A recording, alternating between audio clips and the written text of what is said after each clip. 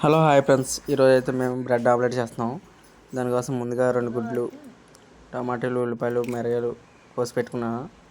ముందుగా 2 గుడ్లు పగలగొట్టుకొని అందులో మిరగాయలు, టమాటాలు, ఉల్లిపాయలు వేసుకొని అందులో రుచికి సరిపడినంత కారం, సాల్ట్ వేసుకొని ఫ్లేవర్ కోసం కొద్దిగా చికెన్ పౌడర్ కూడా వేసుకొని బాగా కలుపుకోవాలి.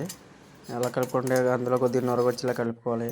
ఇప్పుడు పొయ్యి మీద పెనం పెట్టుకొని అందులో కొద్దిగా ఆయిల్ వేసుకొని మనం తీసుకున్న బ్రెడ్ని అటు ఇటు కొద్దిగా హీట్ చేసుకోవాలి.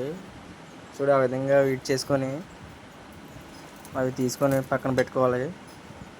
అదే పెనంలో కొద్దిగా ఆయిల్ పోసుకొని మనం ముందుగా కలిపి పెట్టుకుని కోడిగుడ్లు అందులో పోసుకొని ఆమ్లెట్ లాగా ఆ విధంగా రౌండ్ చేసుకోవాలి.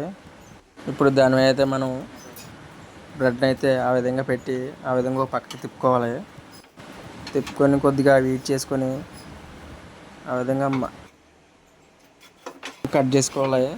ఇప్పుడైతే దాన్ని అటు ఇటు తిప్పి కొద్దిగా హీట్ చేసుకొని ప్లేట్లోకి తీసుకొని టేస్ట్ అయితే చూడాలి. చూడండి ఏ విధంగా ఉందో. ఇప్పుడైతే నేను టేస్ట్ చూస్తాను. టేస్ట్ అయితే సూపర్గా ఉంది. వస్తే లైక్ చేయండి.